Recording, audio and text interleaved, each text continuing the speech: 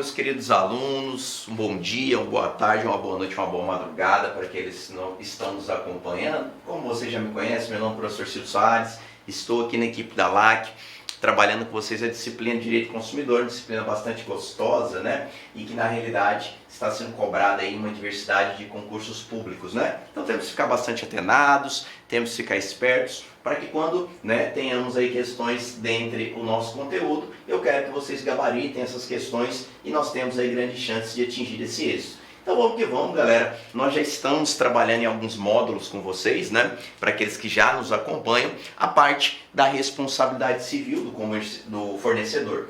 Trabalhamos aqui, pessoal, dentre os módulos anteriores, um pouquinho sobre as fases hoje que nós deixamos bem claro a vocês, existentes no direito do consumidor, ou seja, existente na responsabilidade civil do fornecedor, né? Em que momento ele responde, as formas que o fornecedor responde, inclusive trabalhamos aqui também as excludentes de responsabilidade que serão abarcadas, que serão vislumbradas e atribuídas a quem? Ao próprio fornecedor, as situações que ele deixa de responder, as situações que ele será eximido de responsabilidade.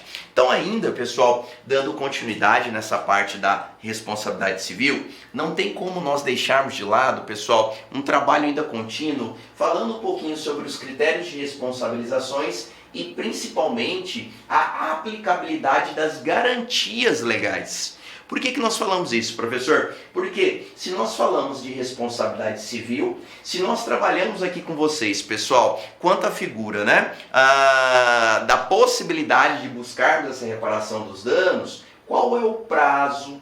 Qual é a espécie de dano que eu posso buscar? Então isso é bastante importante para que também nós não tenhamos a possibilidade de confundir no dia do concurso público, seja da prova da OAB, seja da magistratura, seja da defensoria, seja algum concurso na área bancária onde influi a disciplina de direito do consumidor, para que eu não confunda fato do produto ou serviço com vício do produto ou serviço. Então, por isso é importante esta aula de hoje, pessoal, este nosso módulo, para entendermos quais são e como é aplicada as garantias legais atribuídas a este consumidor. Então vamos lá, pessoal, dando continuidade aos nossos módulos já trabalhados, nós frisamos aqui alguns artigos importantes. Nos módulos anteriores, nós trabalhamos até o artigo 20, onde nós findamos com vocês a parte da responsabilidade civil do fornecedor em relação aos vícios do produto e do serviço. Então tá lá, artigo 20 é tratada a responsabilidade dos serviços, praticados dentro do mercado de consumo. E posteriormente ao artigo 20, pessoal, nós ainda temos uma continuidade para nós trabalharmos um pouquinho esses graus de responsabilidade e também estabelecermos os prazos de garantia que a lei hoje nos dá. Olha o que nos traz o artigo 21 do CDC, redação muito tranquila. No fornecimento de serviços que tenham por objetivo a reparação de qualquer produto, considerar-se-á implícita a obrigação do fornecedor de empregar componentes de reposição originais, adequados e novos, ou que mantenham as especificações técnicas do fabricante, salvo quando estes últimos forem autorizados em contrário pelo consumidor. Então, pessoal, é importante nós frisarmos, que em virtude dos problemas evidenciados no produto, notem que a substituição de peças, ela sempre irá existir. O artigo 21, ele obriga o fornecedor para que, mesmo, pessoal, que nós não tenhamos, pessoal, essa sistêmica de mantermos aí este produto no mercado, eu tenho que ainda conduzir esses componentes, eu tenho que deixar esses componentes, estas peças de reposição à disposição do consumidor, para que ele possa o quê, sanar aquele vício, finalizar com aquele problema existente no produto. Então eu preciso de peças. E para ter peças, eu preciso que o fabricante ainda continue a desenvolvê-la. Então, simplesmente, galera, parar de desenvolver, parar de fabricar um produto ou serviço não exime a responsabilidade do fornecedor e não exclui dele a obrigatoriedade de manter estes componentes à disposição. Temos aí, pessoal, alguns conflitos existentes, alguns posicionamentos jurisprudenciais, mas os últimos que nós acompanhamos temos aí um trabalho estabelecido, pessoal, que essas peças e componentes deveriam ser mantidos de no mínimo 5 anos após a finalização, né, da disponibilização desses produtos no mercado. Então nós temos algumas marcas famosas, né, no Brasil que ficou bastante repercutida, como a Ford do Brasil, que veio a fechar as suas portas e deixou de produzir os seus veículos, né? Estes pontos que foram trabalhados. Então vamos supor, Ford fechou a fabricação de veículos no território nacional, ela ainda deve manter, pessoal, os componentes e peças dos veículos que se encontram disponíveis ou que se encontram já às mãos do destinatário final, que é os consumidores. Sim, e aí nós trabalhamos esse prazo aí, auferido por lei hoje pela jurisprudência, na mediação de 5 anos contados após a finalização desta fabricação, tá? Já encontramos outras jurisprudências também, pessoal, se estendendo esse prazo em até 10 anos, né? Mas hoje o que nós observamos de repercussão e damos continuidade nessa linha é da mantença dos 5 anos após essa finalização. Então fala lá, ó, considera-se implícita a obrigação do fornecedor de empregar componentes de reposição originais, adequados e novos. Outro ponto, pessoal, sempre que nós suscitarmos a substituição destas peças, destes componentes, o artigo 21 ele é bastante claro, ele deve ser sempre substituído por componentes e produtos novos. Nós já tivemos perguntas cobradas, né, perante o artigo 21 lá, né, nas nossas primeiras fases. E aí o aluno tem que tomar um pouquinho de cuidado, porque se nós observarmos o próprio artigo 21, bem no seu finalzinho, ele dá uma exceção, ele aplica uma exceção. Regra, os produtos e componentes sempre devem ser novos e originais quanto da sua substituição, salvo se esta substituição for feita por um componente ou produto usado, mas com autorização, com consentimento do consumidor.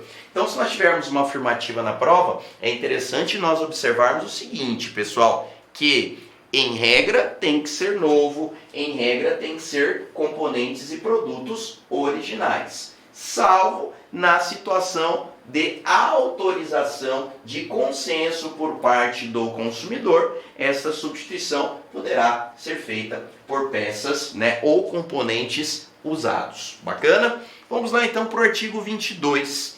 Os órgãos públicos, por si ou suas empresas, concessionárias, permissionárias ou sob qualquer outra forma de empreendimento, são obrigados a fornecer serviços adequados, eficientes, seguros e quanto essenciais contínuos. Olha que interessante o artigo 22 também, pessoal, e nós trabalhamos um pouquinho essa parte conceitual dos fornecedores lá nos nossos primeiros módulos, onde nós deixamos bem claro que o fornecedor ele pode ser tanto pessoa pública quanto privada.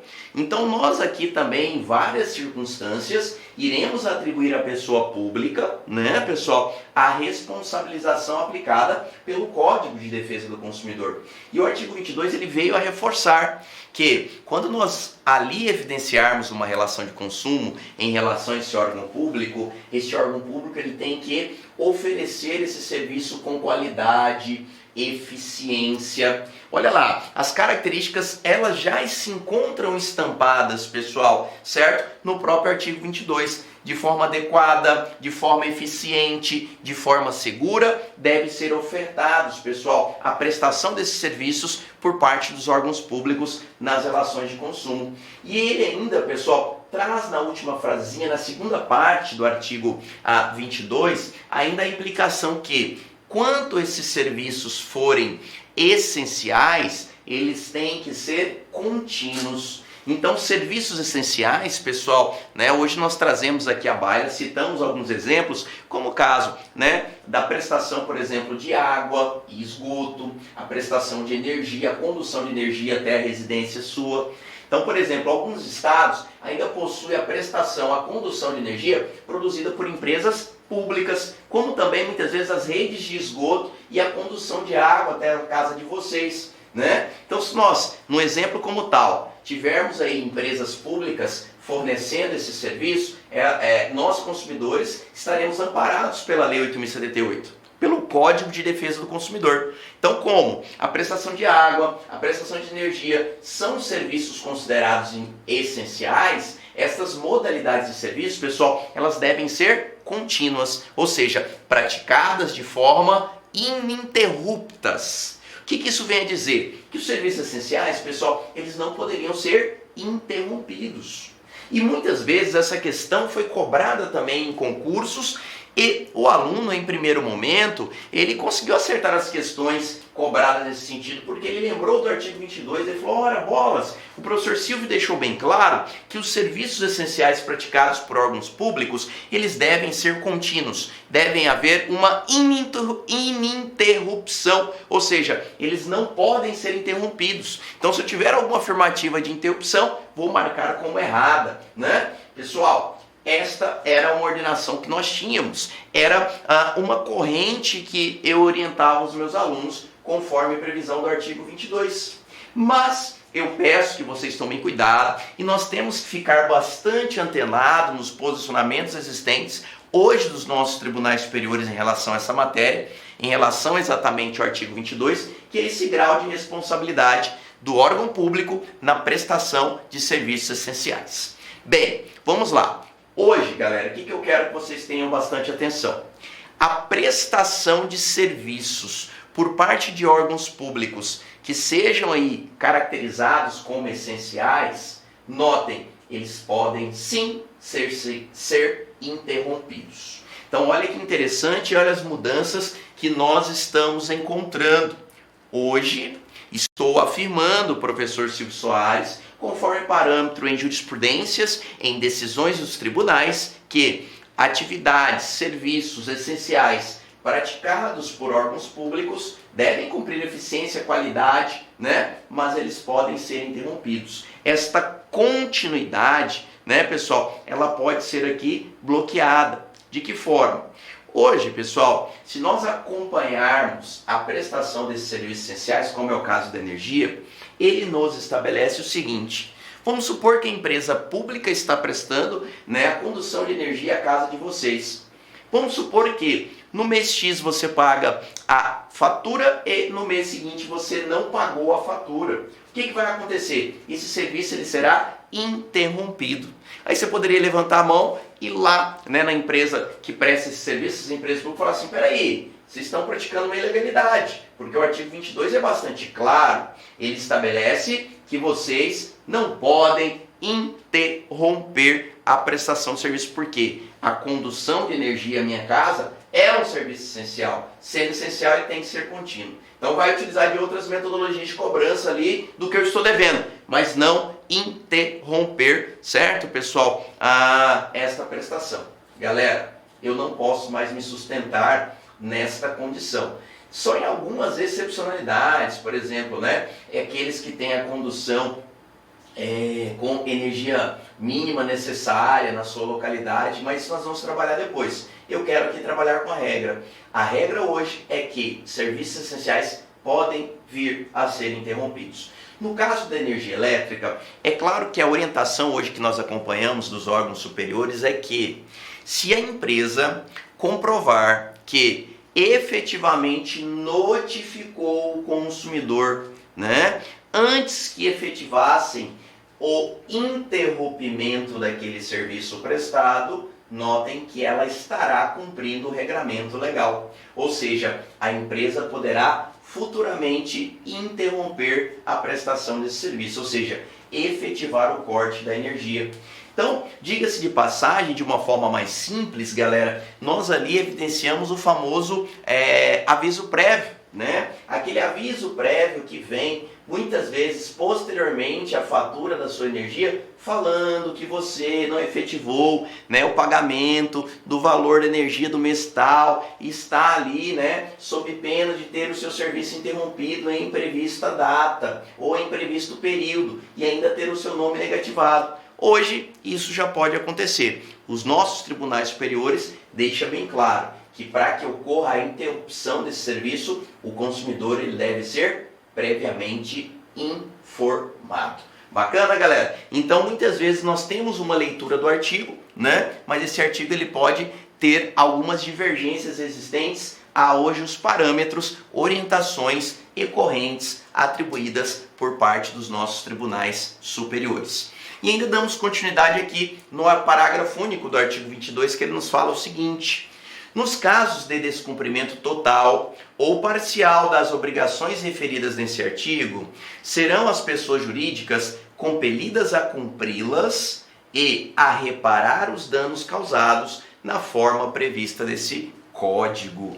Então olha que interessante, pessoal. Outra pegadinha também. A pessoa jurídica pode ser cobrada daquele dano, daquela falta de prestação de serviço ou a prestação de serviço mal conduzida, sem eficiência e sem qualidade? Sim. Então o artigo 22, parágrafo único, ele já deixou isso bastante claro. Não é porque estamos tratando de uma empresa pública, pessoal, que ela se eximirá, se excluirá de futuras reparações de danos. Então, se você aí na sua cidade ou no seu estado tem a prestação de energia, que é um serviço essencial, produzida, desenvolvida por uma empresa pública, uma pessoa jurídica, e nada impede que danos conduzidos até vocês na falha da prestação com eficiência e qualidade desse serviço lhe ocasionar dano, o parágrafo único do artigo 22 lhe dá respaldo de buscar as medidas e ações cabíveis para que esses danos, sejam devidamente reparados por esta. Bacana, galera? Então, o parágrafo único do artigo 22, ele vem simplesmente a fechar com chave de ouro, esta significante circunstância estabelecida entre as pessoas jurídicas e principalmente quando relatarmos aí a figura do ente público, que deve o quê, pessoal?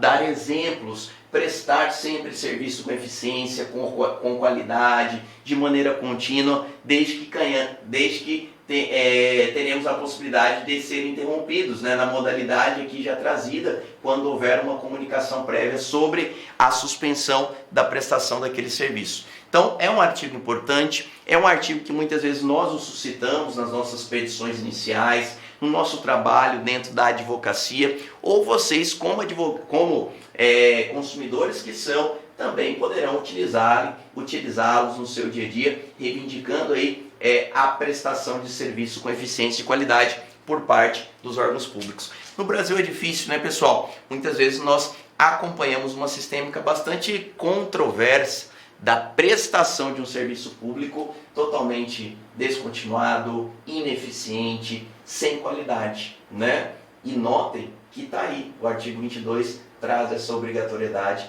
aos nossos órgãos públicos. E tanto é verdade que hoje na prática nós temos que ficar bastante atentos, que o órgão público não quer mais praticar um trabalho que é dele. O que ele faz, pessoal? Ele terceiriza esta prestação de serviço. Essa terceirização também está prevista no próprio caput do artigo 22, na própria cabeça, no próprio início do artigo 22, falando sobre as concessionárias e permissionárias de serviço público. Então, é uma forma de terceirização que eu tenho.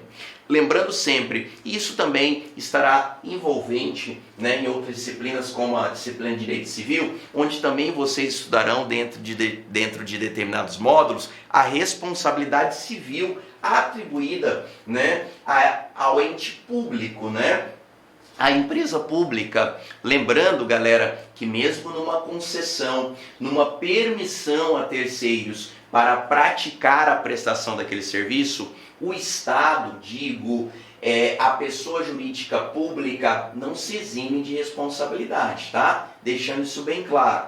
É claro que também nós temos que observar as correntes existentes para esse assunto. Nós temos correntes, pessoal, que entendem que quando a empresa pública, que quando o Estado ele terceiriza, ele permite, ele concede essa prestação de serviço a terceiro, nós teríamos uma responsabilidade dele solidária ao terceiro, àquele no qual ele concedeu ou permitiu a prestação daquele serviço. Só que essa é uma corrente, pessoal, bastante fraca, uma corrente pouco movimentada dos nossos tribunais. Então nós hoje temos, como majoritária, imperando aí dentro dos nossos tribunais superiores, a corrente que entende que o poder público ele não se exime de responsabilidade, mas a responsabilidade no caso de permissão ou concessão daquele serviço traz ao órgão público, traz à pessoa jurídica pública uma responsabilidade subsidiária, tá? Então carreguem com vocês ainda esta orientação,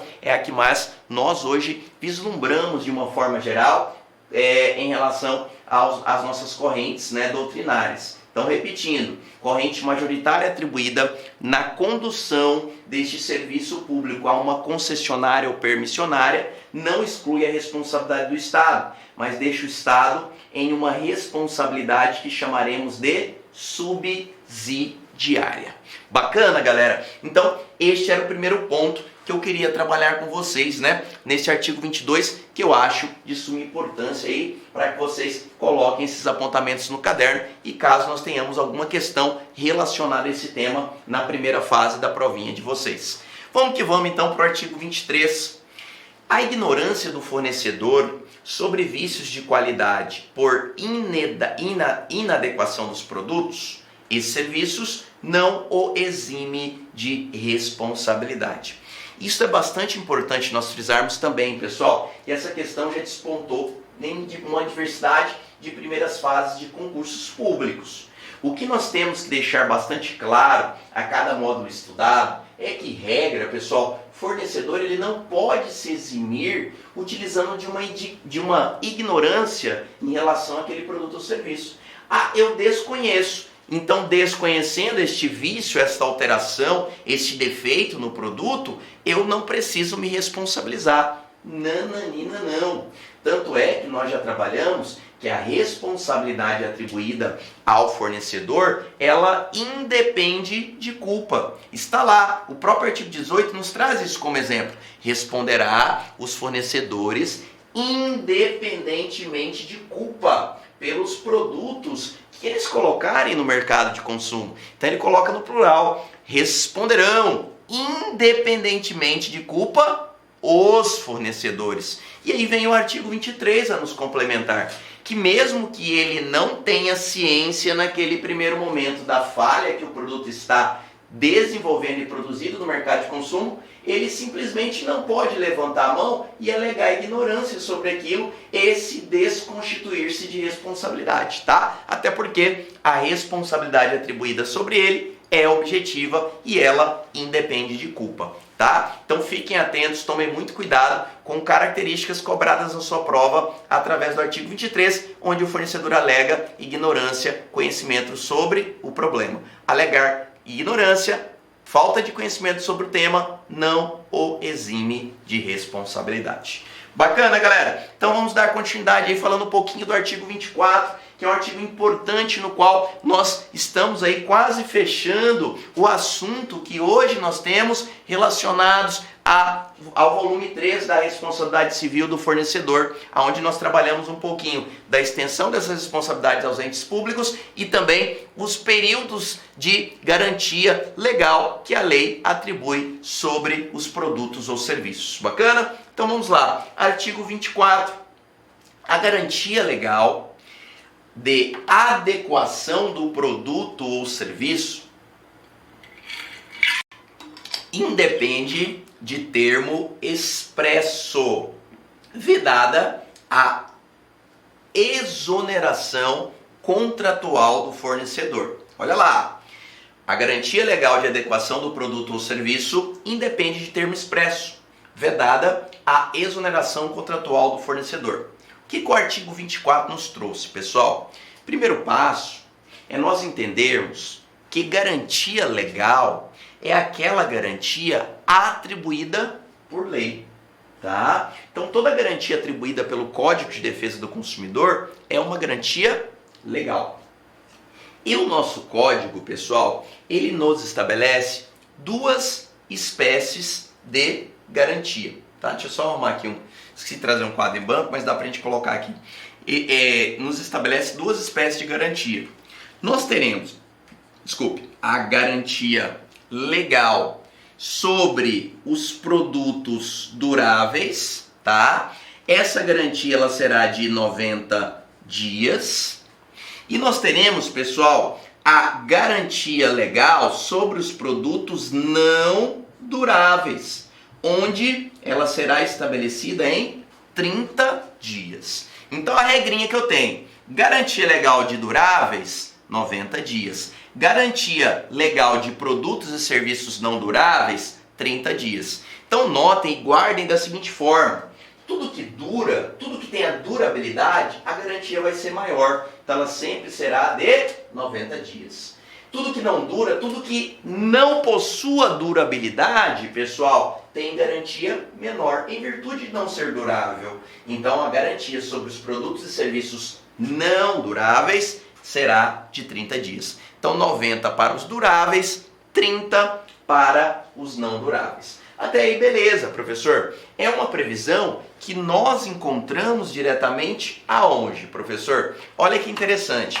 Essa previsão, ela é estabelecida, pessoal, no artigo 26 do nosso Código de Defesa do Consumidor.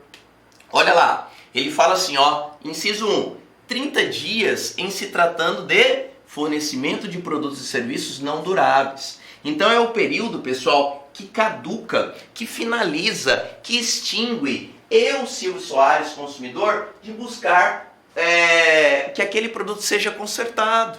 Então notem que esta garantia aqui trabalhada nada mais é que uma garantia legal, galera, tá? Garantia legal independe de termo expresso, está lá no artigo 24.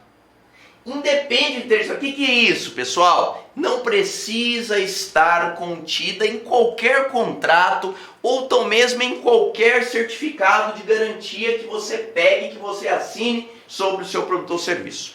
Comprou um produto ou serviço. Este produto ou será durável ou não durável. Se durável, tem 90 dias. Se não durável, tem 30 dias, tá? Independente de qualquer termo expresso. Mas professor, eu assinei um contrato e nesse contrato estabelece que aquele pacto entre eu e o fornecedor exime da cobrança da garantia legal. Ou seja, que eu não posso cobrar essa garantia legal porque lá está previsto numa cláusula. Galera, esta cláusula, se ali estiver contida, é uma cláusula nula de pleno direito. Como se nunca ela estivesse prevista ali. Por quê? Porque garantia legal independe de termo expresso, é uma previsão exata hoje atribuída pelo próprio artigo 24. E se ela estiver em algum contrato vetando, excluindo essa garantia de vocês, também, galera, não terá validade alguma, porque garantia legal, ela sempre existirá dentro das relações de consumo. Então, por isso, nós temos que ficar bastante atentos, né, para não sermos enganados, seja no nosso dia a dia mesmo, ou seja uma questão que possa ser cobrada de vocês aí em uma primeira fase. Olha outro ponto interessante, que caduca o meu prazo em 90 dias, pessoal, se o meu produto ou serviço ele for o quê? Durável. Então foi isso que eu deixei bem claro para vocês. Produto e serviço durável, caduca, termina, extingue em 90 dias. Produto e serviço não durável, caduca, extingue, acaba em 30 dias, tá? Então por isso é sempre bom observarmos a questão para ver o que aquela determinada banca está requisitando de nós. Porque lá ela vai constituir qual é aquele tipo de produto, ou ela deixar bem claro que esse produto ele veio a ser caracterizado como um produto durável, para que você aí não confunda as garantias que hoje temos. Seja ela de 90 dias, seja ela de 30 dias, tá? Ainda, pessoal, dando continuidade, né, no próprio artigo 26, depois nós voltamos lá no 25, tá? Porque aqui eu tenho que falar antes para vocês, porque ele liga ao 24. Então eu tenho o 24 mais o artigo 26 do CDC. Eles são complementares, porque um fala sobre a garantia, né, que ela independe de termo expresso, ela não pode ser vetada, não pode ser retirada em momento algum de vocês dentro de uma relação de consumo. E o artigo 26 complementa, atribuindo quais são os prazos que eu possuo. Ou é de 30 ou é de 90 dias. Outro ponto importante nós notarmos aqui, pessoal, vai ser o seguinte. Essas garantias legais, pessoal, elas também têm o seu ponto de início quanto à sua contagem.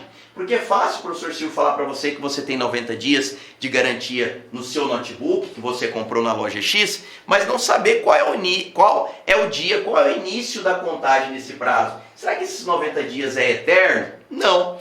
Mas para isso, o próprio parágrafo primeiro e segundo e seguintes do nosso artigo 26 já nos estabelece. Olha o que o parágrafo primeiro nos fala.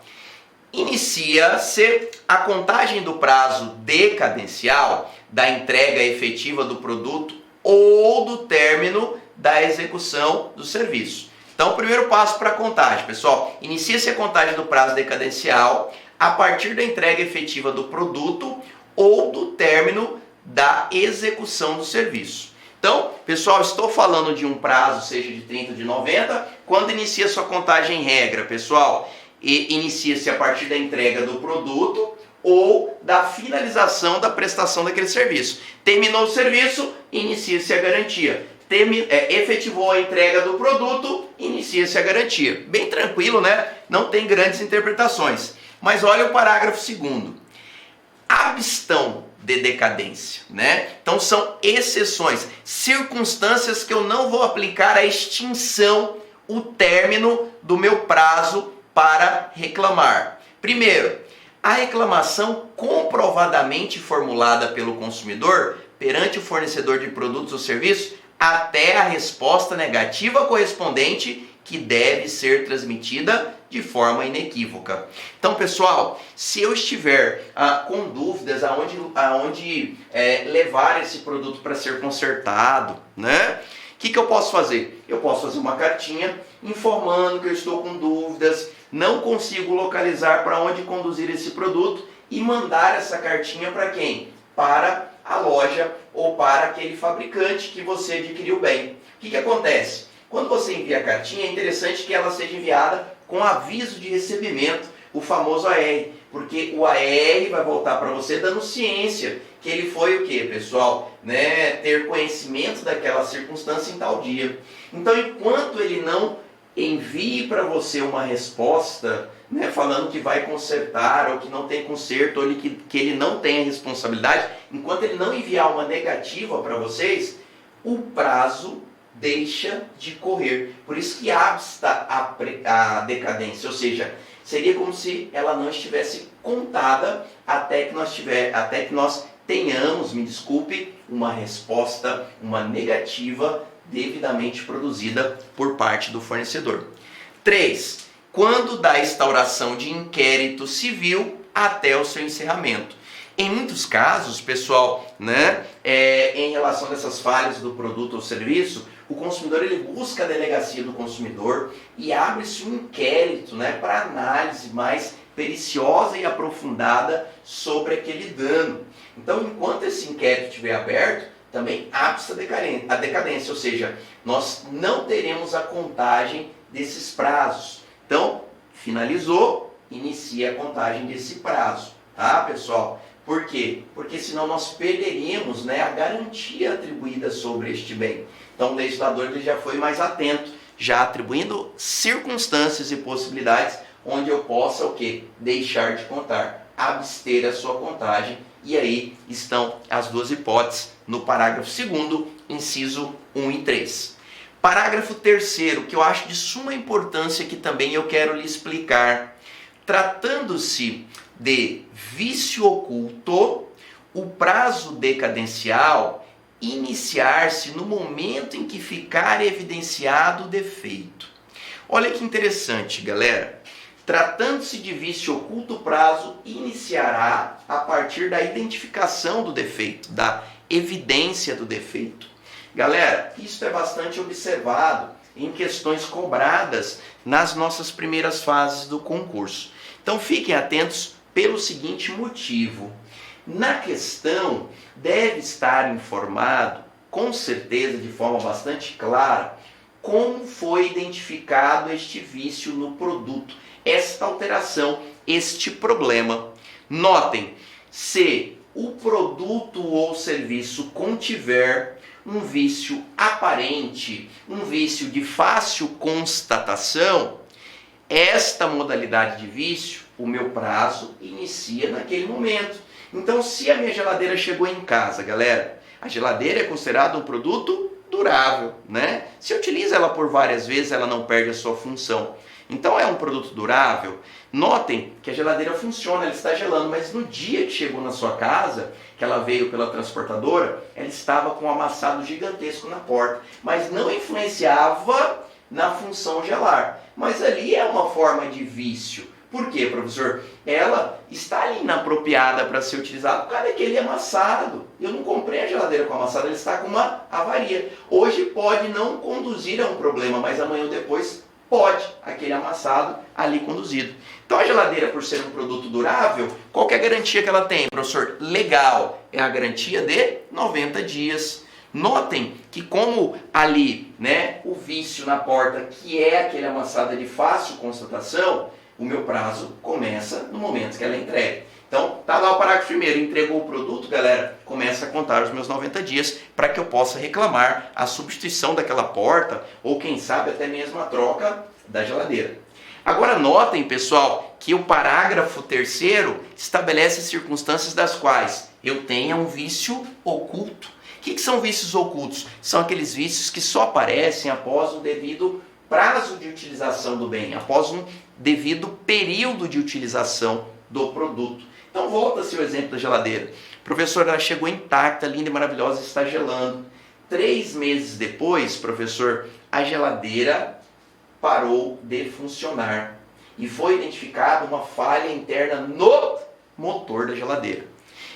Uma falha interna no motor da geladeira, onde, por exemplo, ele perdeu o gás, é de fácil constatação, pessoal? É fácil evidenciar? Não.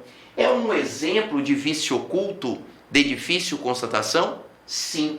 Então notem que no caso de um vício oculto como tal, a garantia dos 90 dias ela não recai no parágrafo 1º, mas sim no parágrafo 3º, onde esses 90 dias será contados o seu início a partir da descoberta da evidenciação do problema. Então, se hoje, depois de 91 dias, a minha geladeira parou de funcionar em virtude de um problema no motor, o motor é um sistema e um componente interno, então não tem como eu acompanhar e olhar ele todos os dias. Então, é um exemplo de vício oculto. Então, nesta modalidade, vícios ocultos, a minha garantia legal, ela sempre dará-se o início da sua contagem da data da descoberta do problema. Então, viu, pessoal, a diferença existente entre vício aparente, que é de fácil constatação, prazo inicia na entrega do produto, né, pessoal, ou no término do serviço prestado.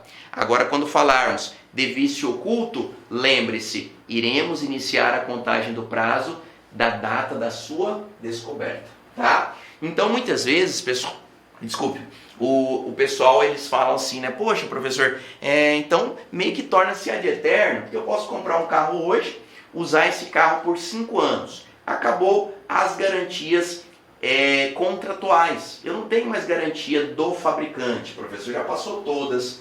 Mas vamos supor que depois de 5 anos, o meu motor pare de funcionar. E é evidenciada uma falha interna nesse motor, mesmo fazendo todas as manutenções necessárias conforme a fabricante me orientava.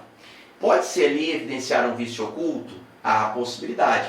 Nós tivemos uma grande marca de veículos no Brasil há alguns anos atrás, pessoal, é claro que isso não é regra, mas é um exemplo bastante interessante, onde o consumidor, após 5 anos de utilização do bem, o motor veio a fundir. E ele conseguiu comprovar que fundiu esse motor, ou seja, o motor quebrou por uma falha interna constituída por uma das peças criadas por esta determinada marca.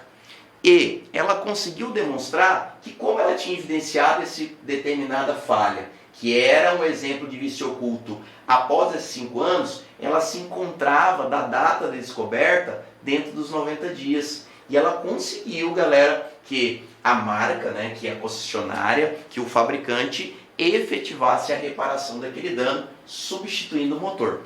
Deixando isso bem claro, não é regra, mas já temos jurisprudência nesse sentido, tá? Onde foi identificado um vício oculto e a lei é bastante clara. O vício oculto sempre será contado o início do prazo do momento da descoberta do mesmo. Bacana, galera? E por fim aqui também, nós encontramos o artigo 27. Qual que é a diferença entre o 26 e o 27? O artigo 26, pessoal, ele trata sobre os vícios no produto e serviço, garantia 90 para os duráveis, garantia 30 para os não duráveis. O artigo 27, ele já estabelece o prazo que eu tenho para ingressar com uma ação buscando a reparação de um dano. Quando eu falo em dano, nós lembramos de defeito, nós lembramos de acidente de consumo. Ou seja, uma singela falha do produto veio a atingir a integridade física, saúde ou segurança. Então, professor, usei o produto explodiu e queimou a minha mão, eu tenho um dano. Por quê? A falha do produto, ela se estendeu atingindo a integridade física, saúde e segurança. Aí eu deixo de lado o artigo 26 e atribuo a aplicação do prazo do artigo 27. Então, guardem da seguinte forma: as ações que vierem a ser produzidas quanto aos danos ocasionados por um produto ou serviço, leia esse artigo 27. E o que o artigo 27 nos traz? Prescreve em 5 anos a pretensão à reparação de danos causados por fato do produto. Lembre-se, pessoal, acontecimento que produziu um acidente de consumo. Então, quando eu lembro de acidente, é porque o produto falhou e atingiu a integridade física, saúde ou segurança do consumidor, do produto ou serviço prevista na seção 2 do capítulo, iniciando a sua contagem do prazo a partir do conhecimento do dano ou da sua autoria, né, pessoal? Então, é interessante nós observarmos que, no caso de dano, num acidente de consumo produzido, numa responsabilidade que chamamos de responsabilidade pelo fato, o fornecedor terá responsabilidade por um prazo prescricional de até 5 anos. Quando iniciamos a contagem desses 5 anos, professor? A partir do conhecimento do dano e da sua autoria. Beleza? Então isso é bastante importante, galera. Evidenciou, constatou, iniciou o prazo de 5 anos para que eu possa ingressar com uma ação em juízo e reclamar a reparação desses danos constituídos através do fato do produto ou serviço, através de um acidente de consumo que veio a ocasionar a minha pessoa. Professor, não tive um acidente de consumo, meramente o produto parou de funcionar. Aí eu vou lá no artigo 26. Qual é, professor? De 90 dias o meu prazo de garantia legal se o produto for durável, para que eu possa chegar ao fornecedor e reclamar, ou um prazo de 30 dias se o meu produto ou serviço for não durável, para que eu possa chegar ao meu fornecedor e reclamar. Então nós chamamos de garantia legal ou prazo de reclamação. Lembrando que o início da sua contagem de 30 ou de 90 dias depende da espécie de vício. Se o vício for aparente, de fácil constatação, ele inicia a sua contagem a partir da entrega do produto ou na finalização do serviço prestado. Agora, se o vício for oculto e de difícil constatação no primeiro momento, ou que ele surja somente após um período de utilização do bem, iniciará a contagem do prazo a partir da descoberta do mesmo. Bacana, galera? Então, são 2 prazos importantes que nós temos que ter ciência para também adentrarmos ao artigo 25, que ele simplesmente nos fala da extensão destas responsabilidades atribuídas aos vícios e produtos, né? Seja nos produtos duráveis de 90 dias, nos produtos e serviços não duráveis de 30 dias, ou seja, as ações reparatórias nos casos de acidente de consumo, que é uma responsabilidade pelo fato do produto ou serviço, em até 5 anos, contado da descoberta da autoria ou da evidenciação do fato ocorrido.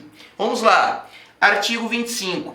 É vetada a estipulação contratual que impossibilite ou exonere ou atenue a obrigação de indenizar previstas nessas seções anteriores. Então nós já deixamos isso bem claro, pessoal. O fornecedor ele não pode alegar ignorância, o fornecedor ele não pode se eximir de responsabilidade. Por quê? O próprio artigo 23, o próprio artigo 25, ele já mantém esta obrigatoriedade atribuída ao fornecedor. E não adianta ele constar esta cláusula num contrato e fazer você assinar. Isso não irá eximir ele das responsabilizações e dos critérios indenizatórios que possam vir a acontecer sobre um acidente de consumo ou uma falha do produto ou serviço que ali ele colocou no mercado de consumo. Parágrafo 1º. Havendo mais de um responsável pela causação do dano, todos responderão solidariamente pela reparação prevista nessa e nas seções anteriores. Parágrafo 2º. Sendo o dano causado por componente ou peça incorporada ao produto ou serviço, são responsáveis solidários seu fabricante, construtor, importador e o que realizou a incorporação. Então notem, pessoal, que quando falarmos aqui da reparação desses danos, nós estamos trabalhando de uma reparação de responsabilidade solidária. Eu vou chamar todos esses fornecedores para que eles venham ali a ser contidos, neste polo passivo, para que sejam responsabilizados solidariamente, tá? E no caso de inclusão de componentes, pessoal, num produto ou serviço, lembre-se que eu posso trazer aí, na inclusão desses componentes, a responsabilidade do fabricante, do construtor, ou mesmo do importador e também quem realizou a incorporação. Então eu posso ter uma assistência técnica autorizada que fez a inclusão deste componente que foi disponibilizado pelo fabricante daquele produto. Então ali também chamamos de solidariedade atribuída e definida nos parágrafos do nosso artigo 25. Então notem, pessoal, das responsabilidades hoje atribuídas na esfera civil ao fornecedor, seja quanto a vícios, seja quanto ao fato do produto ou serviço, o famoso defeito, os danos ocasionados quando eles atingem a integridade física, saúde e segurança do consumidor. Neste final de aula hoje, para nós concluirmos com chave de ouro, pessoal, eu sempre gosto de trazer uma dicasinha aos meus alunos. Por que uma dica, professor? Lembre que nós estudamos 3 ou 4 módulos, não me lembro agora, relacionados à responsabilidade civil. E nesses módulos nós trabalhamos uma diversidade de características, que muitas vezes torna-se um pouquinho difícil nós lembrarmos no dia da nossa prova de primeira fase do nosso concurso. E para isso, eu criei uma palavra-chave, pessoal, um macete, para facilitar as características primordiais quando eu falar de responsabilização civil, que é o famoso DP5-VD 90/30. DP5-VD 90/30. Ah, professor, para que nós temos essas iniciais? Essas iniciais podem muitas vezes salvar a vida de vocês na parte de responsabilidade civil. Por quê, pessoal? O D, ele vem de defeito. Quando eu falar em defeito, lembre-se de danos, lembre-se de acidente de consumo. É responsabilidade pelo fato. Então, defeito, dano, acidente de consumo, lembra do celular, você foi ligar, além dele não ligar, ele explodiu na sua mão, trouxe queimaduras, então atingiu a sua integridade física. Então eu tenho ali um defeito, eu tenho um acidente de consumo, eu tenho um dano ao consumidor. Então sempre que eu falar de defeito, galera, nós teremos um prazo prescricional. Então olha lá, o defeito, o famoso responsabilidade pelo fato, tem prazo prescricional, artigo 27, prazo prescricional. Qual que é o prazo prescricional do artigo 27? 5 anos. Então olha que legal, ó, DP5, defeito, fato, acidente de consumo, explodiu o celular em sua mão, lhe machucou. Qual que é o prazo que eu tenho? Prazo prescricional. E esta prescrição é de 5 anos. Quando ela inicia, professor? Ela inicia a partir da descoberta do autor ou tão mesmo contado da data do fato ocorrido. Artigo 27, segunda parte, tá?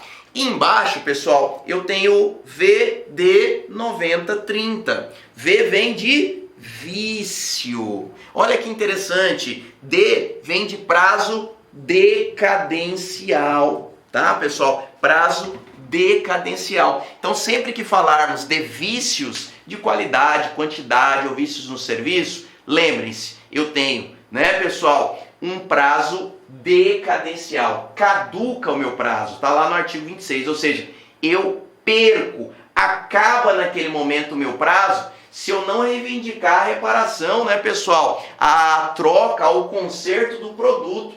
Então, vício é quando eu tenho uma mera falha no produto, quando ele não está próprio para ser utilizado. Defeito, acidente de consumo, responsabilidade pelo fato, é quando ele deixa de funcionar, mas aquele não funcionamento de alguma forma atinge a sua integridade física. Celular não ligou, vício. Celular, além de não ligar, explodiu. Defeito, responsabilidade pelo fato, tá? Então muda as orientações através do acidente de consumo. Não teve acidente de consumo, não trouxe risco à minha saúde ou segurança, eu tenho vício. E vício, pessoal, seja ele qual for, o prazo sempre será decadencial. Seja de 90 dias para os produtos duráveis, seja de 30 dias para os produtos não duráveis. Certo, pessoal? Então olha como fica mais fácil. DP5 VD 9030.